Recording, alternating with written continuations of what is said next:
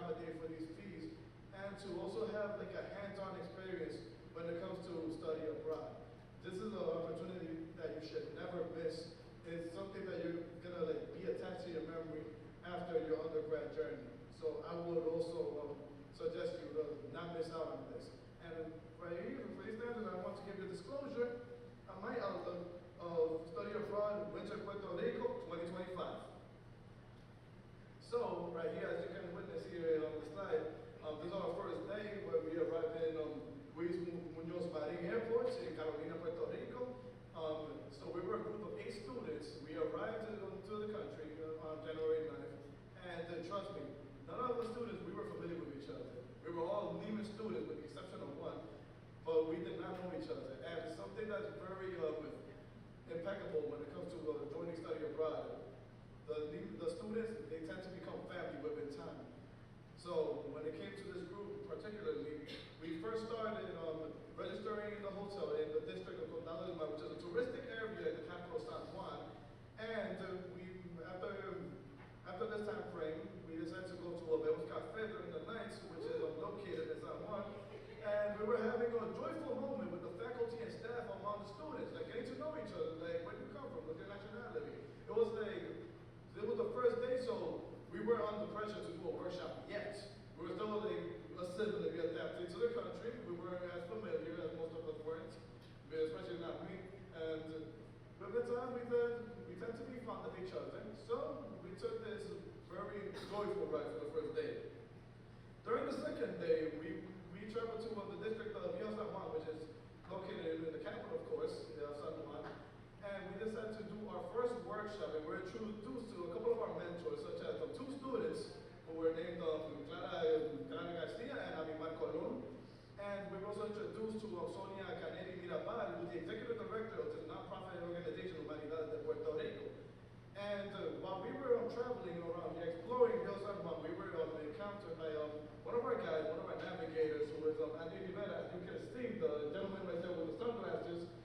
So he gave us a tour like, of the colonial history of San Juan and how it's still contemporarily relevant to this day. So he gave us a little bit of instruction and details in regards to the architecture of the buildings. We tend to witness that they were identified as the architecture and the texture that were developed specifically for the colonizer during the time when Puerto Rico used to belong to Spain. As with many other Latin Caribbean countries throughout the time, they obviously were owned by Spain and then other countries that consisted of the colonizers.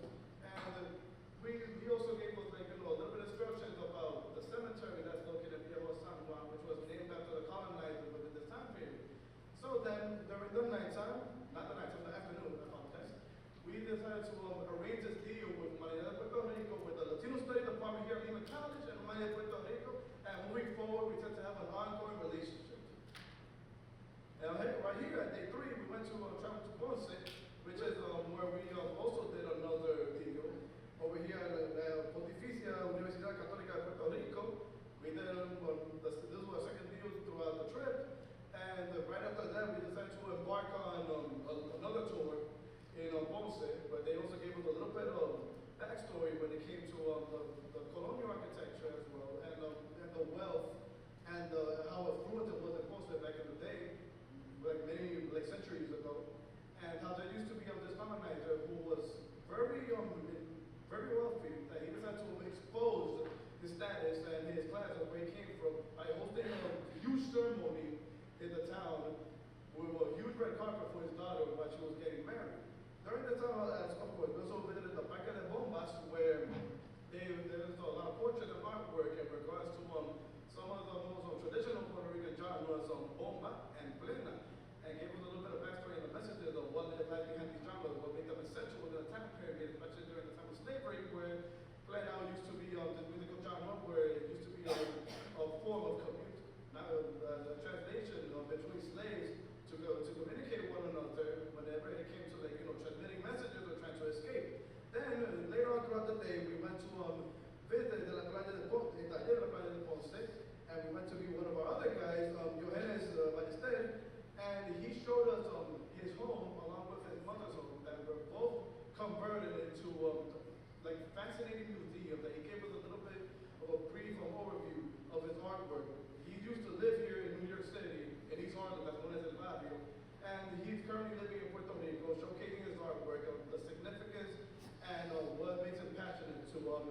do this line of work.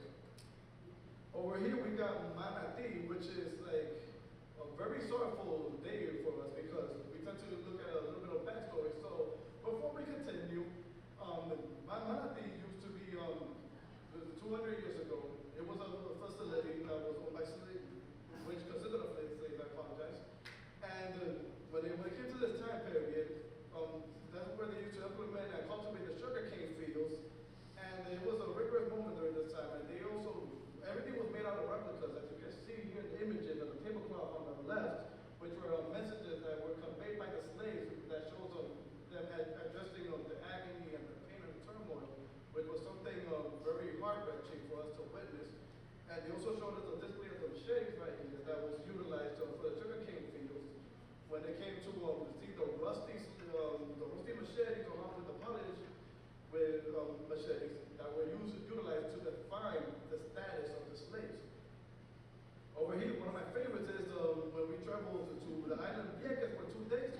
We went from San Juan, riding to a ferry all the way to the island, and we were accompanied by some of our La Alianza de las Mujeres Viequenses, who is an organization that tends to oppose any prejudice that comes across Vieques. So many years ago, the naval Roosevelt base, which was a military base by the United States, used to return in Vieques and used to control the territory.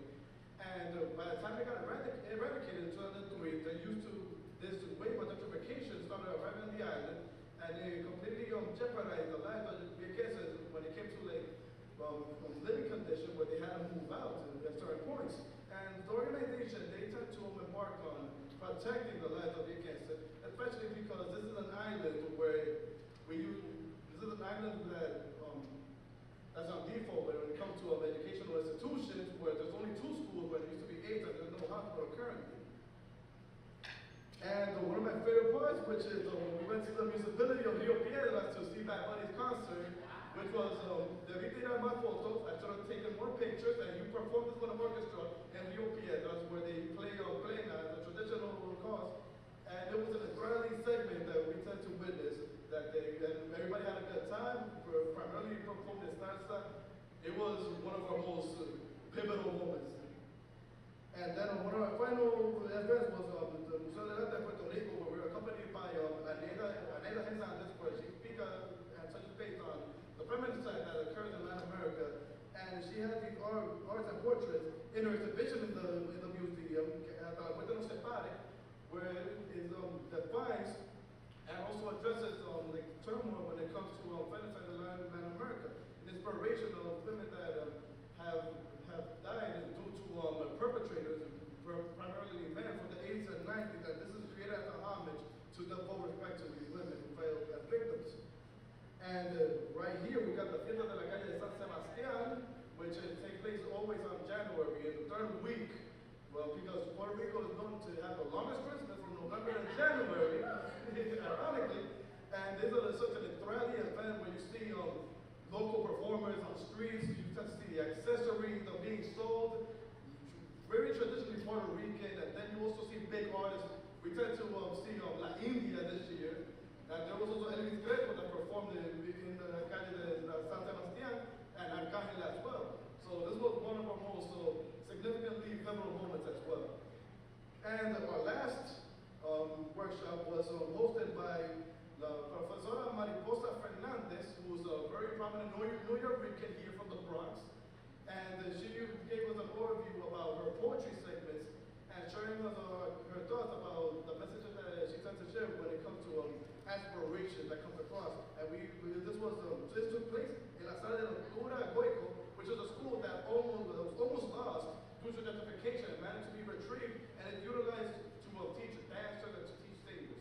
And this school is still standing to this day, and we tend to keep it under maintenance. And to finalize on a side note, if you guys are ever planning to matriculate here to Lehman College, I recommend you, even if Latin American culture is not your standpoint, apply to Winter Puerto Rico 2026. Thank you.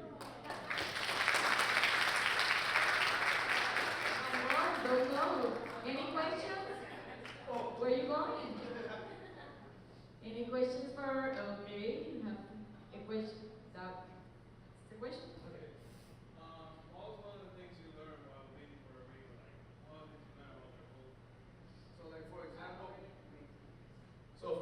example, when I traveled to the island Vieques, I was very not as familiar when it came to the wave identification. So, for example, when I traveled to certain parts of the island, we saw that there were many complaints that were going on in terms of individuals that are migrating to the island from the U.S. that were making complaints of the roosters and the coquis, and I see that they're trying to replace the culture. They're trying to create new dynamics to implement the culture. And I feel like you are not permitted to control or to change the culture. The culture is as applicable as it is, and there should be no right to switch. It should remain as it is because it was as perfect as it was priorly. Another thing I have learned throughout Puerto Rico, I mean, every day that I traveled from the 10 days that I lasted over there, I've had such an endearing time, and I learned new things within that time span as well. I was not knowledgeable when it came to the history of Manatee. I was not knowledgeable when it came to the history of Yo San Juan. So this overview was, as thrilling as it was also a very informative segment for me, for me being a student of Latin American Caribbean Studies. So it was very convenient for me. Thank you. Any other questions? Yes. So I'm glad you had a great time in Puerto Rico, we're from Puerto Rico. And I wanted to let you know that my uncle, he's a tour guide in Old San Juan, and he's amazing, one of the best. So if you ever want, you can write down my contact, I can give you his name. And also, I can recommend you to go to Culebra. Culebra, as well as Vieques, they're beautiful. So you should go someday. Thank you so much. We'll touch base on afterwards. Wait. Would you say that you would be the same strong student advocate had you not gone on this trip, or do you think that this trip really exemplified who you are today? I would say, great question, Michelle. I would say that it did change me in terms of the activism aspect. I would say that even if I wouldn't have gone, I would remain the same strong, capable student, but I would definitely miss out on something. So coming across to this trip was very noteworthy and worthwhile.